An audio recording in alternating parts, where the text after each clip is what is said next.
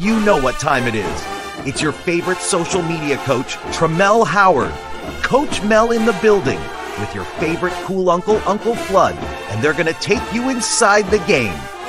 So sit down, relax, get your favorite beverage, and hang as they take you across the SWAT, especially in Southern University football and professional sports as they talk Monday Night Football here on Inside the Game.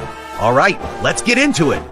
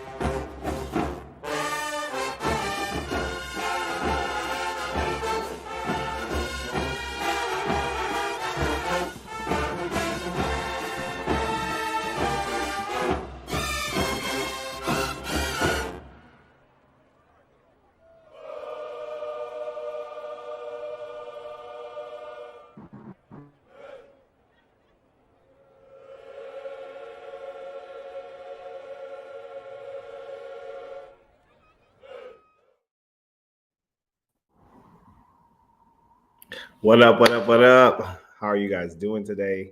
Welcome to another edition of the Inside the Game. So glad that you guys are here with us.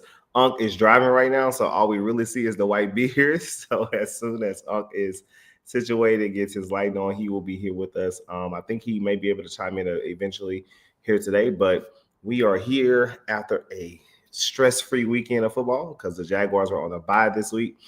So what's up, Unc? Can you holler at us right quick, Unc, or is it not hollable?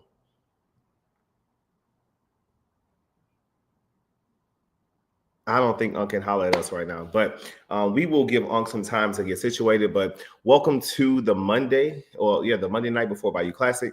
I'm looking forward to an amazing game. We don't have any recap this week as it relates to the Jaguars, but we are excited about what's to come.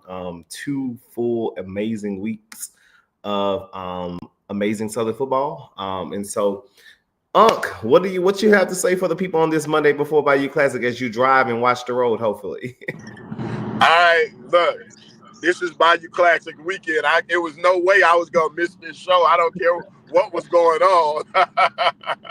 I know it might be a little bit hard to hear me, but I'm right outside of the city making my way back in. But, man, this is Bayou Classic weekend. A lot of big things happening. Jaguars off this week. I think they needed this week off. I was at the press conference today, and it was an interesting press conference, to say the least. You could kind of feel the excitement. You could kind of feel that Grambling is kind of laying in wait. They kind of have that feeling like they're going to surprise us. So that's the kind of feeling. Well, they were quietly confident. I can say that about Grambling. Well, yeah, I mean, that's the thing about this game. Like there will be no pushovers. There will be no walkovers. Grambling is not going to just lay down for us to lead the Bayou Classic victorious. They want more than anything to beat us going into the championship game. And the game is always a good game. And so I'm looking forward to it being a great game and hopefully getting out of the dome with a victory on Saturday. Yes. I'm looking forward to it. And like I said, I think Grambling has had opportunity to get healthy. Excuse me. And I think that they're gaining a little confidence. And I think they're going to try to use this game as a staging game for the next season to set it up as they go into the spring and prepare for next season. Well, I mean, yeah, when you think about any team playing desperate, they are going to have all the trick plays. And I mean, if you've been watching college football this season, you know that there is something to be said about teams just finding a way on any given Saturday. So I know Grambling will be no exception to that. Yes, they do find. Their teams are finding a way. Southern has been a team itself that's found a way. I mean, the team that's been in 3 overtime games this season found a way to win all 3 of them. And in a lot of cases, it didn't look like they were going to figure it out. And they things happen to fall their way or go their way or make things go their way, and they were able to get victory. So Southern is a team that understands what it's like to be the underdog, to be the team that has to scrap from the bottom. So I think that'll be to Southern's advantage in games like this. Yeah, I think it'll be a scrappy matchup. I think this week of rest really has given us an opportunity. We have been finding our ways in games, and so we haven't had a time to just sit back and actually find our way. So I'm excited about what's to come. I'm excited about just this next couple of weeks. I mean, this could be Christmas in early December for us. Yes. Over these few weeks. So I am looking forward to some amazing. But with that being said, we're gonna get right into it. Yourself, we'll get back to right. The first thing I want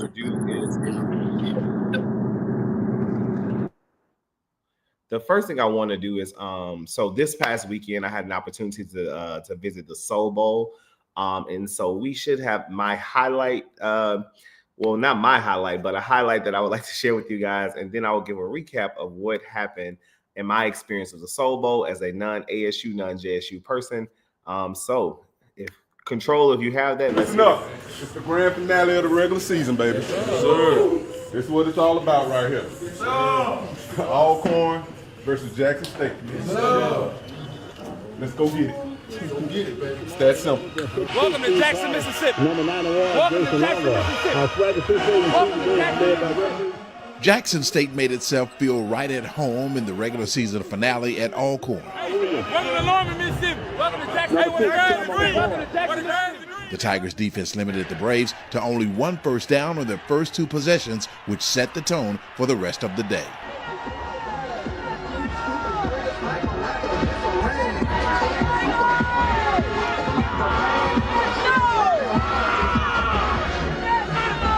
JSU quarterback Jacobian Morgan opened the first quarter by going 5 of 5 for 112 yards, including a 57-yard touchdown pass to Isaiah Spencer for the game's first points. Hey man, we seen it on film all week. The double move was gonna be there. They gave it to us. I seen the safety bit. Next thing you know, I put my feet in the ground, got out of there. Kobe he threw a good ball. I ran under, scored a touchdown.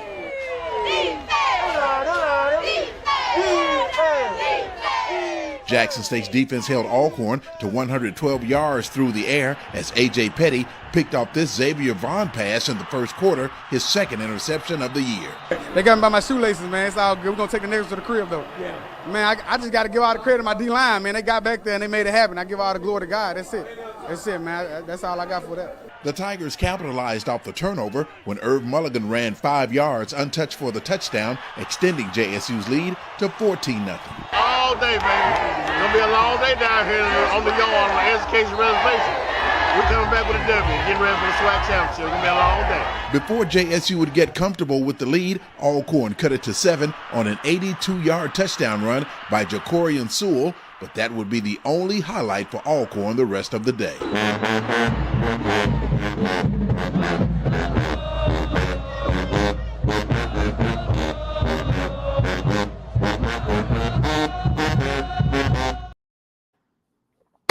All right, so that was enough of that that JSU Rock House stuff. But no, so I had an opportunity to visit the Soul Bowl this weekend.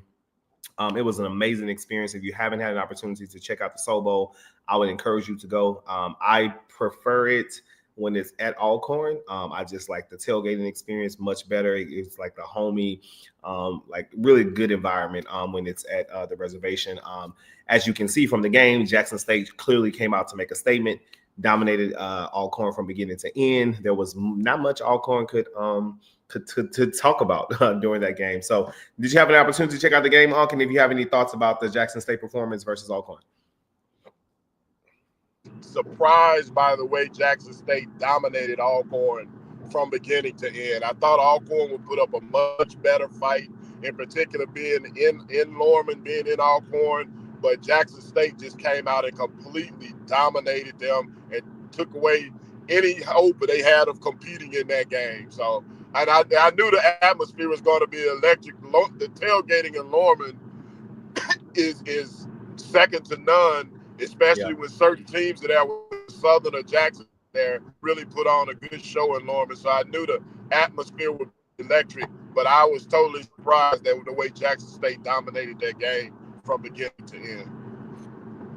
Yeah, I expected a much closer game. I expected Alcorn to come out with a chip on their shoulder, with lots of play, not much to play for, but just to make a statement. And it seemed like they were never in the game from beginning to end. At the beginning of that clip, you can see me sitting over there in my gold sweatshirt. It's missed all the Jackson State fans, so as you can imagine, there were a lot of words said. There were a lot of things prepare us for December the 7th, but yeah, it was a great time for atmosphere. Great food, great show. I might be breaking up. I'm not sure if you can hear me. Can you hear me? Yeah, we can hear you. Okay, good. Look, I'm sure you had to say a few choice words to a few of those Jacksonians hanging around there. No doubt about it, because I know how they can act. I know how unpleasant they can be. But I knew you had to say a few choice words, and I hope you added in a couple of more for me, so they can hear what you really saying. There was surprisingly the Jacksonians who I was around were very pleasant to me. In fact, I got some new Jackson State aunties. They were really nice. They talked their noise, but it was in a very friendly banter way. I know I've experienced the rudeness of some of them, but it was actually a very pleasant experience. There was a young lady who took my video and picture from the game and posted it on the Jackson State page, talking about why did Southern send them? Our whooping is coming in a week. Send me, our whooping is coming in a week. Yeah, it was a great experience. That wasn't too bad. They talked their noise, but December the 7th is looming. Yes. So we have a chance to go and prove them wrong. So I'm looking forward to it. But it wouldn't be Southern and Jackson State if it wasn't some good trash talking going on. Good trash talking for sure. That's the rivalry that it is, and it literally, to Corey's point, FTP Saturday 1 o'clock sharp 0. No matter what happens, it's FTP. Exactly. Exactly. Right. But for this week, I'm looking at this. It's FTP next week, but this week it's MGGA.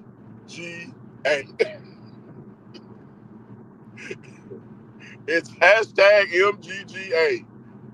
We have got to try to make Grambling great again.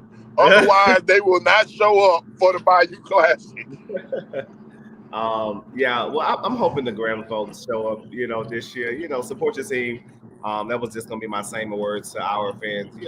We show up for the Bayou Classic. We'll do nothing else.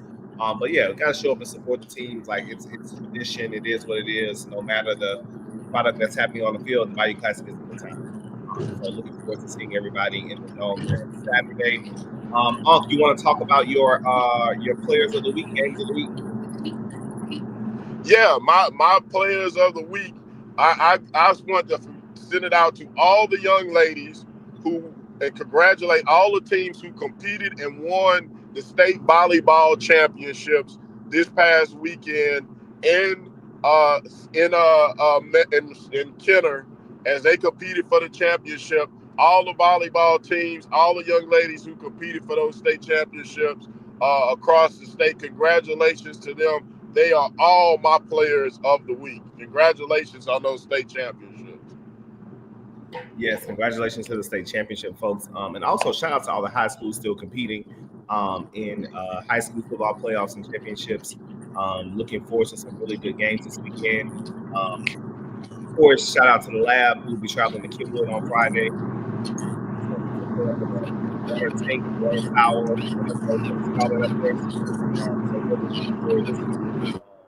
To that atmosphere, to all of those things that are happening as it relates to high school football. As always, we have the opportunity to present game day balls courtesy of the Southern University Office of Enrollment Management. So shout out to Southern University Office of Enrollment Management. They are inside the game. They are in the game. They continue to be inside the game and in the game. So we are looking forward to having more of these opportunities presented by them. Let's go Plaquemine. So yeah, thank you to the Southern University Office of Enrollment Management for continuous opportunity to present these game day balls to our athletes. As always, you can be a sponsor of Inside the Game. Shout out to our sponsors and those folks who are a part of the action already. This is how. Here are the QR codes for you to become a part of the action. So please, please, please become a part of the action. We look forward to having more sponsorships and more sponsors around. There is always, as always, affiliates. We are affiliated with the new station in Alexandria. You can catch the show every Saturday in Alexandria, Louisiana. This is how you download the app.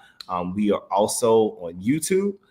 So shout out to our YouTube page. You can find us here to watch the live streams, to watch the recorded versions of our show. You can catch that on YouTube. And last but certainly not least, feel free to visit our website. You can visit our website at bit.ly/get inside the game. QR code is also there. So looking forward to all of you guys getting inside the game and becoming a part of the show. Shout out to all of our sponsors who are already sponsors, who continue to show up for us in a major way. Unc, you want us to shout out a new sponsor today. How can you give that a shout out? Yes, I wanted to give a shout out to Apostle Marty White, and he's our Bayou Classic special sponsor for our Bayou Classic special. He has the Amazing Movement, a new song out with himself and Anthony Hamilton. Apostle Marty White is not just a song, it's a whole movement. So you guys go follow the movement. He's on board. He loves the show, big fan of the show. He and Anthony Hamilton worked together on the Amazing Movement. He's a Baton Rouge native. So check him out. It's Apostle Marty Scott.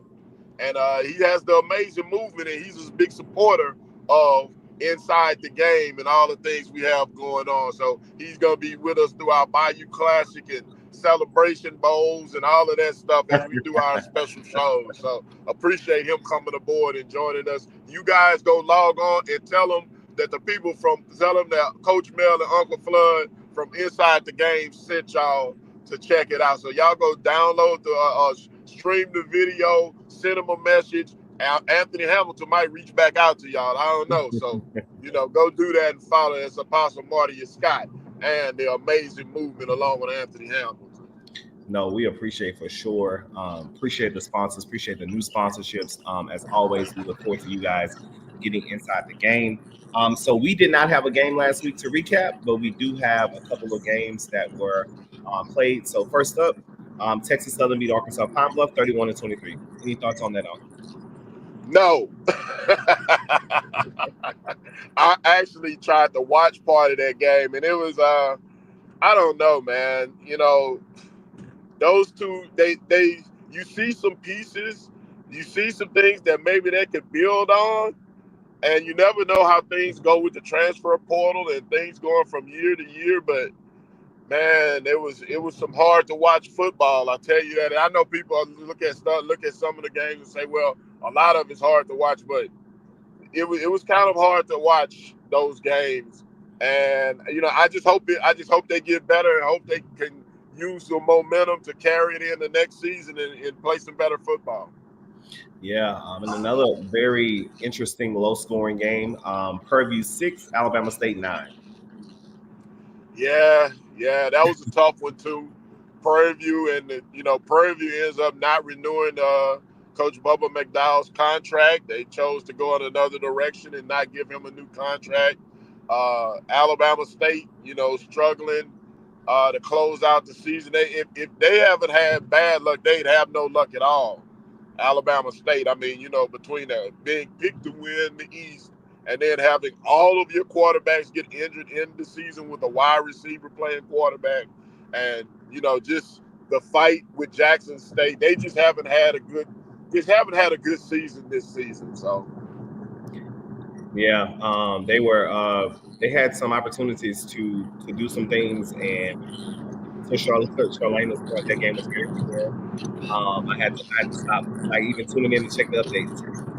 Alabama A&M 49, Mississippi Valley 35. I actually watched that game. It was actually a pretty entertaining game, and I think it was entertaining because Alabama A&M and Valley played like they had nothing to lose. Like they were like, we now have a championship to play for or anything else. Let's just go out and have fun. and it legitimately looked like they were having fun, and there were a lot of points put up. And Valley plays hard. Valley's never gonna quit. And Alabama A&M, they went out and they looked like the Alabama A&M team that we thought they might look like earlier. But it was actually kind of a fun game to watch. Yeah, that was. I saw some highlights. So it was some pretty good highlights. Two last games we have Florida A&M 41, Bethune-Cookman 38. Another good game. Another good game, a rivalry game. Like you said, the records don't matter. But it was a great game, rivalry game. Both teams ran the ball well. They played it like a rivalry, hard hitting. The fans were going at it. I saw some great signs in the stands, by the way, for each school's great signs. But they went at it like a rivalry game, and they played like a rivalry. And the team who ended up having the ball last, they couldn't quite pull it out.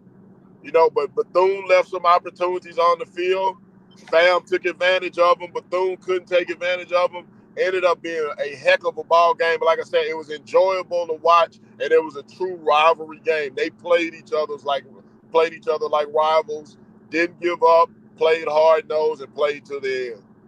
Yeah, that was a good game. I watched some of the highlights and some of the clips. I mean, the Florida Classic is on my bucket list of things to experience and see.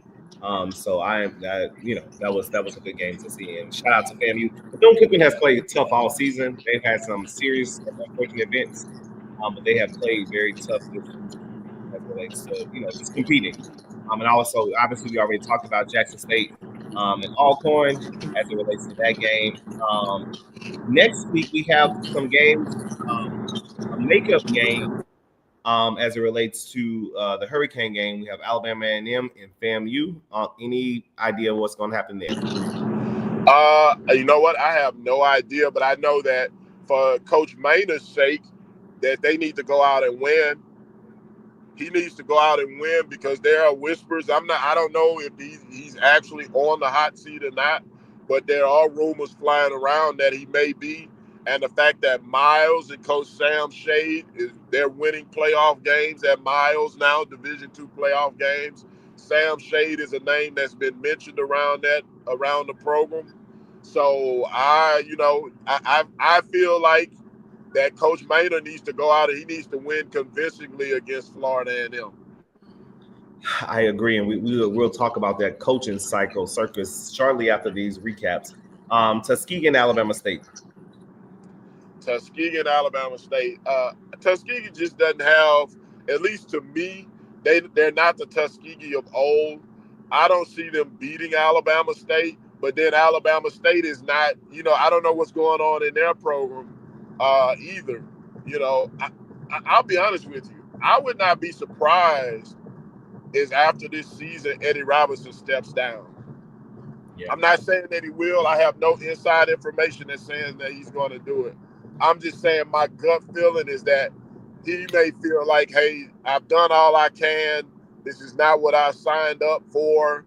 I just don't see. I don't see the motive for him staying around other than him just saying, I this is my alma mater and I want to get it right before I leave. Yeah. Another coach we'll talk about shortly. And certainly not least, the granddaddy of them all, Grambling State University Fighting Colonels versus the Southern Jaguars. Well, it's the Bayou Classic. It's the classic of classics. And they say throw all the records out and all of that good stuff. And I usually ignore that kind of stuff. But I'll say this. A healthy Grambling team versus a healthy Southern team is a pretty good matchup. Not a pretty good matchup. It's a really good matchup. And I feel like Grambling, with this time off, that they've had the opportunity to get healthy. I know that they're redirecting some things and going through some changes. They're not where they want to be. I think that they're going to come in and give Southern all that they can handle. And Southern's going to really have to come out and play. We know Southern is not the type of team that has come out and been dominant in a game. But if that was time for them to do it, it would be now. because I think if they come out and they show dominance early in the game, they'll break Gramblin's spirit. But if they let Grambling hang around, then it could be a long day for the Jaguars. Yeah. Listen, I already know what kind of game this is going to be, so I've already prepared myself for what it's going to be. Like, we haven't just dominated the game all season. We did do against Arkansas Pine Bluff. They played a complete game, finished the game, and there was no heart situations. But I expect Grambling to come out desperate. This is their championship. This is also their Bayou Classic. But I think we're gonna squeak it out 31-28. So I think it's gonna be a close game, and Brother Griffin is gonna send us home to Jackson with the win. So I think we win the game in a close one though.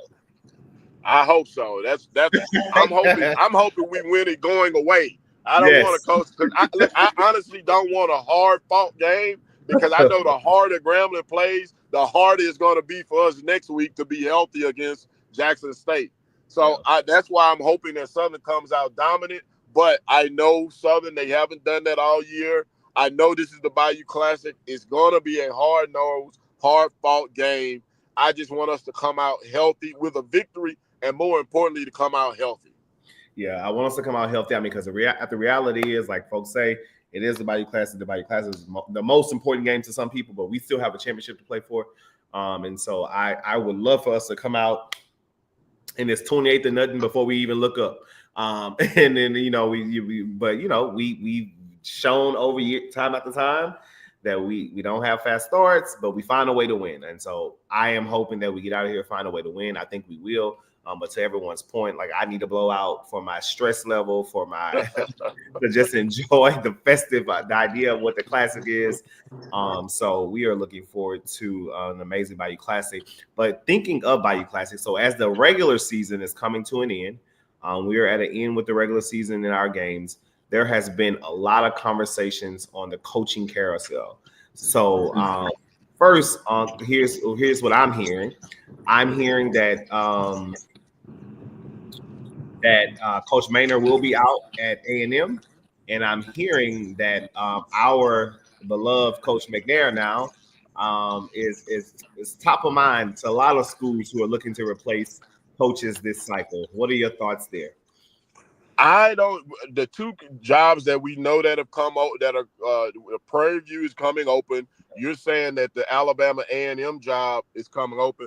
I don't see Coach McNair being a fit for either of those jobs, because the rumor that I'm hearing from Prairie View is that they're going totally outside of the HBCU world to hire a coach. Yeah. So that's what I'm hearing from them. And I just don't see – I don't see Alabama with Sam Shade sitting right there in their lap. That would be a strange move to go hire Coach McNair. Yeah. I never expected us to keep Coach McNair long. And so and I heard more of this weekend from folks that Coach McNair actually has been talking to officials and this is literally all hearsay to some other officials at A&M. But I didn't expect us to keep him long. I don't know if he lands in the SWAC, but I know that Coach McNair still has the wherewithal to be a coach in the SWAC someday, or not even just a SWAC, another head coach. I would also like to lift up that I think he has been one of the most pleasant coaches to be around, to work with since his time at Southern. Is just top class, and so whoever gets him is going to be in for a treat. I hope we can keep him a little longer, but that's interesting that here we are at the end of the season again, and we're talking about coaches being replaced. I think we all expected Prairie View to make that move. It was about time for that, and it's interesting to say the least. Yeah, Prairie View, I was surprised in that, that they just didn't go ahead and they waited, until the end of the season to say we're not going to renew the contract. Well, you kind of made that plain when you didn't renew the contract at the end of last season. So, that was kind of plain to people right there. So Coach McDowell is out. And like I said, I don't know what Prairie View, I don't know what direction they go. But it just seems like everything is set up for Prairie View to go make one of those hires that are out of the HBCU realm. And I'll be honest with you, I wouldn't be surprised if Prairie ended up with the Caucasian football coach. That would not be a surprise to me. Yeah, and if we're being honest, like the one that comes to mind is Coach Hobson, and he was very successful at Alcorn for a very long time, and got them to the promised land often. And I believe that Purview is situated in a way that other schools may not, from a resource standpoint, to really, to get out there and make a splash hire, and not just an NFL hire, but a hire that's not a part of this recycled mindset that a lot of us have had when it comes to like replacing coaches. Yes, I mean I can see them looking around in Texas at one of those Division II schools, and maybe bringing in one of those guys. Looking at one of the smaller, maybe going and making an offer for a guy who's at a lesser known FCS school. But I could just see. I think they stay within the state of Texas, because that's been one of their main complaints, is that they haven't recruited the state of Texas well. And so I can see them making that kind of move. I don't know for sure, but I can see them making that kind of move. Yeah, I can see that. I mean, and the reality is, like in Texas, I mean, people talk about like this idea of developing coaches, but like there are some high school coaches in Texas who I think could come right in and recruit and do well in the SWAC. And so I think that's often one of the things I think for me as it relates to the SWAC that we do we don't do when it comes to coaches. Like we very seldom like go to some of these highly profile like Division II schools and like get those like up and coming people and coaches that could potentially like take the programs to the next level. It's risky. It's a risk you take, but it's some of the risks that I would like for us to go out there in the future. And I think that's where we've seen some of the most success, as going out and getting some of those guys from the smaller D2 schools. Now, we can make the argument that Connell Maynor was that guy, and it didn't work out. They brought in a Connell Maynor who was that type of guy, but it didn't work out. But then you got a guy like Sam Shade, who's really having great success at Miles, who's an Alabama guy who played at the University of Alabama, has access to resources, took a Miles program that was really down and turned it around, and got their first playoff victory. So, it's one of those things. Do you take that chance on that guy? If you're going to take a chance, he would seem to be the type of guy that you would. But then, years ago, you said the same thing about Connell Maynor, who was a Division II coach who had taken a team all the way to the Division II finals, losing in the finals, and then he comes to Alabama A&M and can't quite get it together. Yeah, I mean, I think that's the thing. That's part of the risk that you take when you're making a move like that. And like I said, there are a lot of people I think who could be successful. Like we have to. When I say we, I'm talking about the conference as a whole, have to be more innovative in our hiring practices and innovative in our thinking and our thought process. I think it's a mindset shift that we as a conference need to take. Like the recycled coaching situation for me has gotten old. And so like elevate our recruiting strategies if you will, as it relates to getting top tier talent and coaches. Because the people who have went outside of the box have seen success. And so when I'm thinking about outside the box, I'm thinking about Alcorn hiring a Jay Hobson, who was a white coach, and how people, whatever. But he had but I don't count Jay Hobson. I'm sorry, I didn't mean to interrupt you, but because Jay Hobson wasn't outside of the box. Well, for me, outside the box is hiring a white coach. I would put that as an outside the box hire for us. Not you. If you know Jay Hobson's backstory, Jay Hobson, they had to beg Jay Hobson to take the Alcorn job because he didn't want to. And Jay Hobson's brother was a very powerful politician. Yes, he was. He was able to get resources and stuff. So Jay Hobson was an aberration. Jay Hobson was not outside the box hire. He was a forced hire. So Well, I don't really count him. from Coach Mel's perspective, when I'm thinking about outside the box, I'm thinking about characteristics. I'm thinking about all those things. And so it's atypical or not typical for our schools to like. I mean, while I knew the backstory about Jay and his political connections, but he still was a white man in charge at Alcorn. And so what I'm thinking about, and then I was going to say also Dion. While just going outside of the recyclement, and he is a high-profile person and all of that, and he has success. So, I'm interested to see what direction these schools going in. Being that we've had, everybody was going for the splash hires post Dion, and now kind of just seeing what are the cycles of coaching and what are people looking for. And it's Purview is a interesting program. I think they could be successful, and A&M, we'll see. So. We'll see how that all pans out as it relates to the coaching cycle. Don't look like there'll be people calling for our coach's head like it seemed like at the beginning of the season. People like, that was crazy. Whatever. But shout out to Coach Graves. I think he's done a phenomenal job of just finding a way for us to be in position that we in, clinching the conference. As it relates to a home on our home field. So shout out to Coach Graves and what they've been able to do with what they have. And so, people mentioned Chinnisberry, Trey Oliver, who are all doing great things over in the MEAC. So shout out to that coaching cycle. So interested to see what Purview and A&M, what direction they go in. Any other updates on the coaching cycle? Right now, I'm still waiting. The shoe drops. Seems like the shoe drops every hour nowadays. So I'm still waiting to hear, but I don't have any more updates. Literally, coaching cycle right now because it's definitely going on.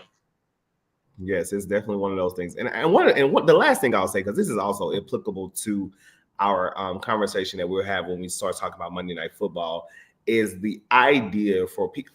For example, I'm a Florida Gator fan, and we had not had a successful beginning of the season, but we are kind of finding our stride, got healthy, found a quarterback. Like, people were calling for Billy Napier's head at the beginning of the season, and the administration came out to kill a noise very early on and say we're standing behind our guy and we support him. And there's just seemed like a new energy since they've gotten that level of support.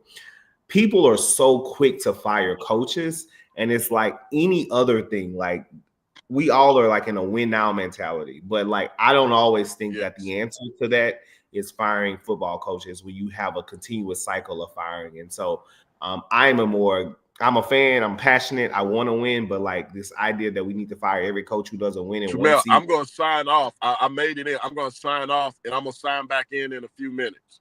Okay, perfect. So just put me in queue because I'm just breaking up right now. All right, see you soon. But yeah, so like this idea that folks have to just fire coaches immediately once they, we don't win 6 games or we don't win a championship this year is crazy. And then I think what it creates is a cycle. And so when you fire these coaches, like, you have to create a new cycle of recruitment, a new cycle of all of these things. And so like the idea that we want to get rid of coaches are crazy.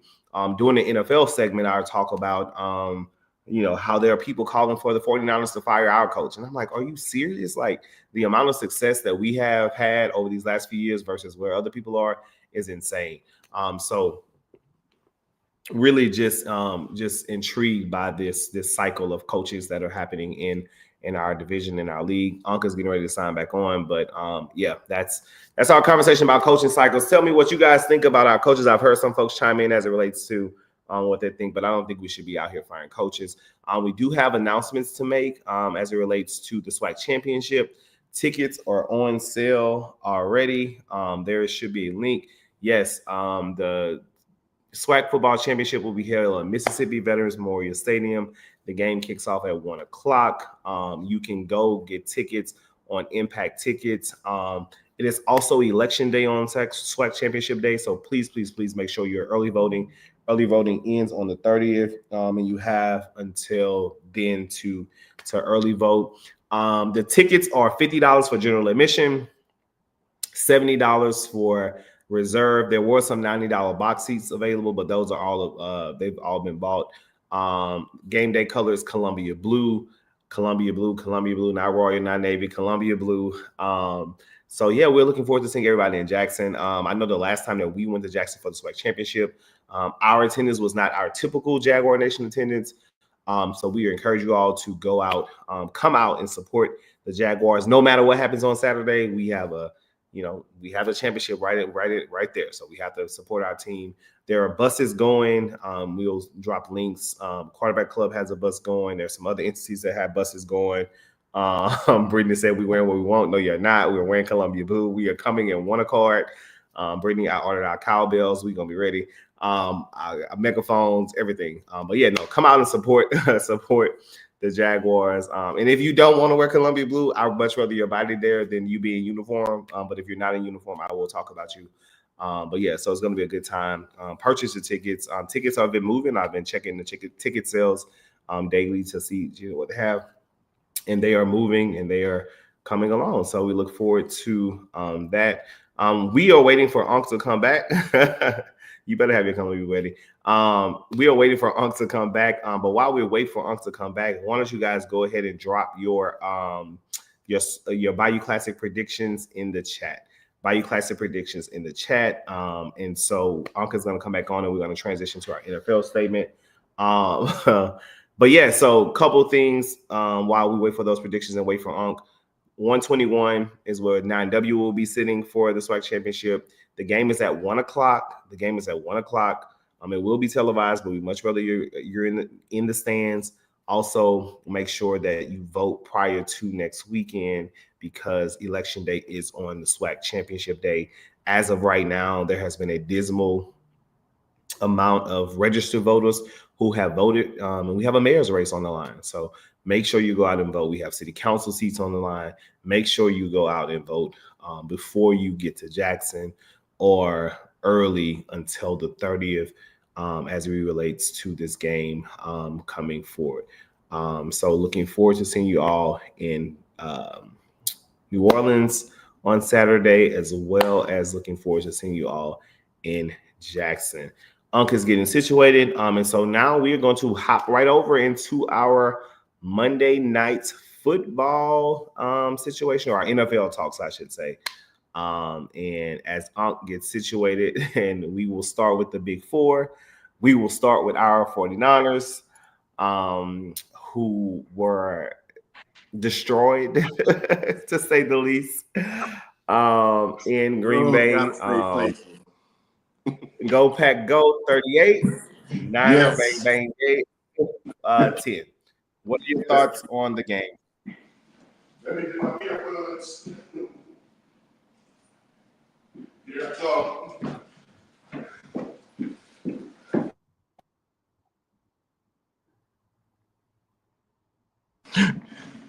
Can you hear me now?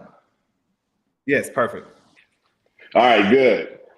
Oh man, that was painful to watch, but with no quarterback, your best defensive player out, it's just that the Niners have just been riddled with injuries.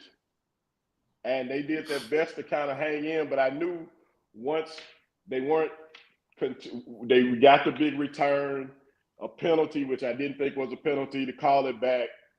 We couldn't put it in the end zone. I was like, yeah, it's just not going to happen. They did everything they could do, but this is just one of those seasons, man. And maybe at the end of the year, we backdoor our way into the playoffs. But right now, you just got to ride this out. Yeah, I think that's the thing for us. We have been injury prone. I mean, without Brock, without 97 on the field, it's a different team. We had opportunities in that game. I want to say we had a lot of missed opportunities. I'm thinking about the 4th and 2 where we throw this pass that normally CMC connects on, but I wish he would have ran the ball. Brandon he had a rocky start, but he played a decent game. Well enough to keep us competitive for a long time. And then at the end, we just had some series of misfortunes.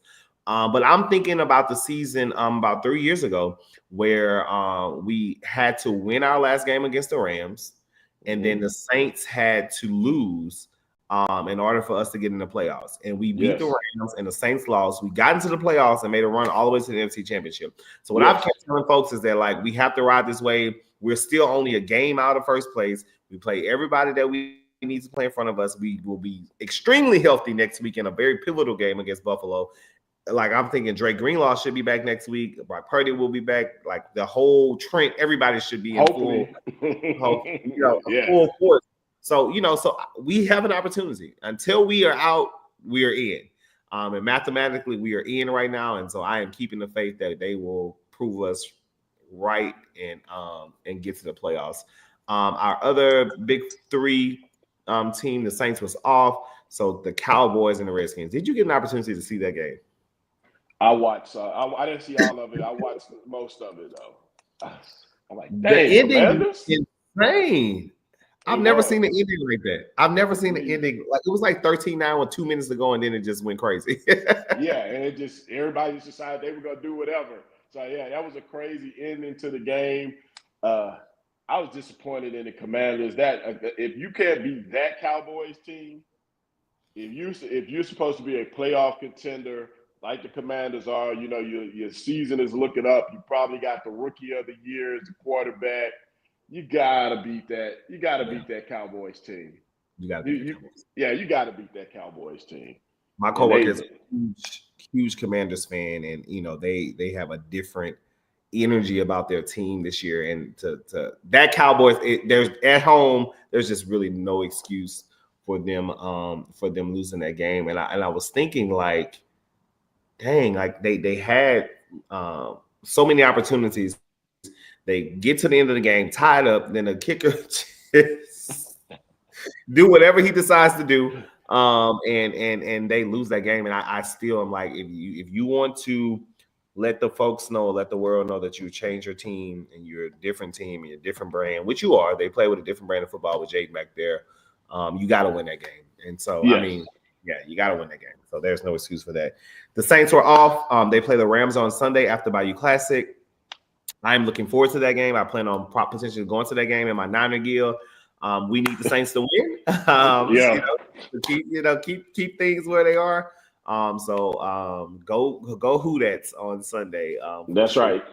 Go get the victory.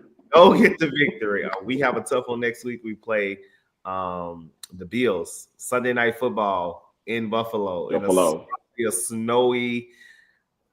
Yeah, that's a hard way to go. That's a hard way to go. That's a hard place to be. And there's nobody that takes their football more serious than Buffalo. No. I mean, because what else do you have to go and sit out? I mean, I know people talk about Green Bay, but have you ever been to Buffalo? Like, to go out there in that cold weather, in that snow, to root for a team that's like that when you think about losing the big games, it's the Buffalo Bills. Like, to be a fan of that organization, you have to have something special about you, a special kind of loyalty. And they are loyal. The Mafia, like, I think the faithful, which is what the 49ers call our fans, I think that we are one of a kind. We travel well. We are like there, but we don't play in the conditions that Buffalo play. I have watched them call the fans to come in mow snow so that they can play football, and they are like climbing through mountains of snow to get to the stadium, and they are serious, and they are like playing in -2 degrees. I tried to convince my 49er friends to go to Buffalo. Like, I felt like this was the game to go. Like, we got to go to Buffalo in December. Like, it's nothing like it. And they were not having it. So you couldn't convince me of that either. I'm faithful, but I ain't that faithful. I'm not going to Buffalo, brother. I've been to Buffalo in the summer. I'm definitely not trying to go in the winter. I know it's a whole different situation. We did go to Green Bay one year, and it was phenomenal. But like you said, nothing like Buffalo.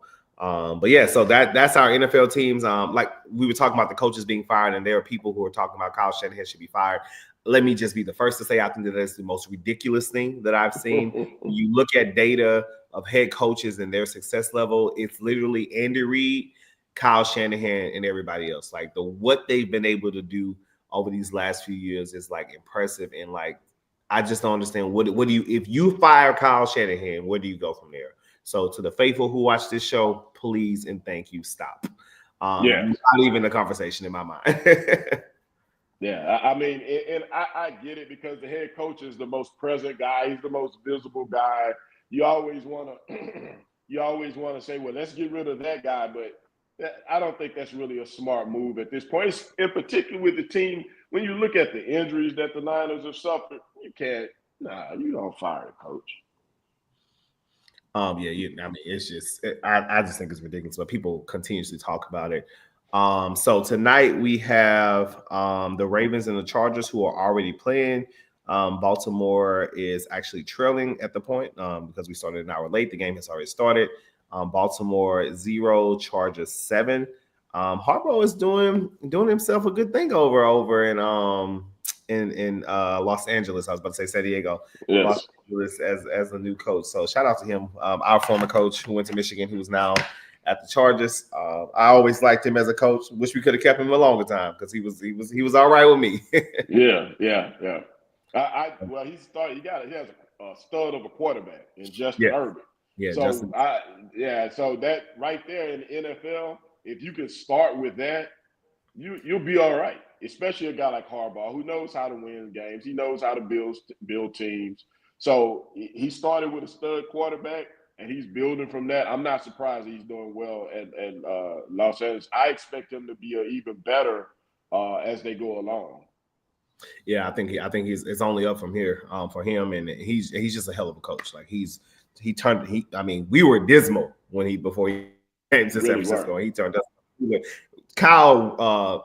Jim Harbaugh walked so Kyle could run, and that was like a total 360. And so when people talk about fire coaches, I'm like, y'all are crazy. But yeah, so that's the game for the night. Any other last updates or anything as it relates to the Bayou Classic week? I have a photo that I'll share shortly about my Bayou Classic experience and give a little insight to the experience. But any other thing you got to bring for the people for Bayou Classic? It's just the Bayou Classic. It's a special event. It's the 51st. I want everybody to come out, enjoy yourselves, be safe, have a good time, man. It's the classic. It's the classic. It's the classic. Come out, Grambling. MGGA, baby. MGGA. Make Grambling great again. Y'all come on out. Come on. Don't be like that. Don't be like that, y'all. Come on. Y'all know it's fun. It's a good time. Hey, listen, like I said, like I've been to the Classic when we were 4-7 and got to the Classic and played like Super Bowl champs. Like it's something about the Classic. When I was driving into New Orleans today, something about the Classic that just sparks a newness to just your football team, your energy, the people. People get up for the game, no matter the record. The teams will be up. I don't think we are overlooking anybody because we've won games, but we have clawed our way through. So I'm looking forward to it. There's a picture that I showed. This is from I think we have a picture in the control room from the 2008 Bayou Classic. I don't maybe it won't be there. That may be a good thing. But the Bayou Classic is a great time. One of my favorite experiences as it relates to this. So just my encouragement to everyone: come out, have fun, but be safe. Be safe. You know, the Bayou Classic versus New Orleans could be a totally different situation. So exactly, be mindful of your surroundings. Really excited that the parade is coming back to Thursday afternoon now. So if you're in the city early, check out the parade, check out the game, enjoy yourselves, be safe. Go Jags. And next week we will have a championship preview, regardless of what happens on Saturday. That's right. But before we go, we do have our band clip of the week. We've been missing out, and since Southern did not play, our band clip is actually coming from the Soul Bowl. So we have a production from Alcorn State University. Control room, hit it.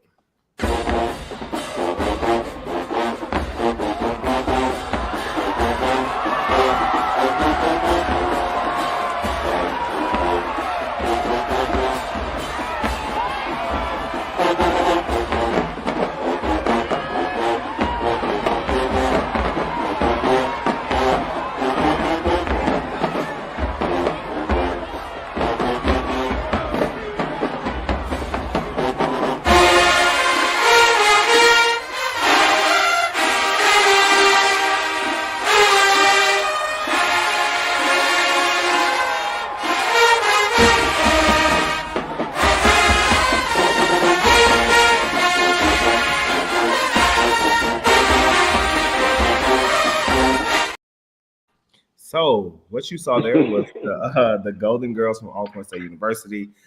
did what they called a stand routine, and they parted the sea.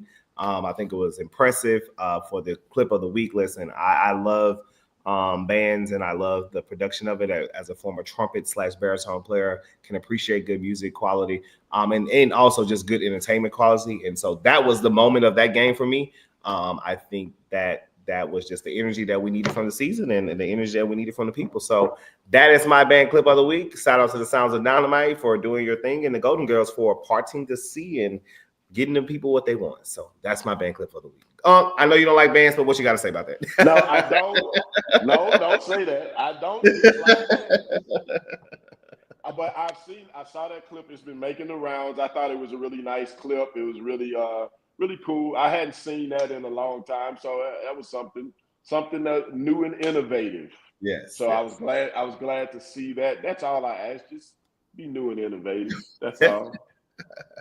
Unc and his band talk. We've been getting Unc, a little more bandy as the season goes. I know the band stuff. I just try not to offend the band people because see, they already on pins and needles every time I say something. And band folks are sensitive now, so I don't want to say nothing too much.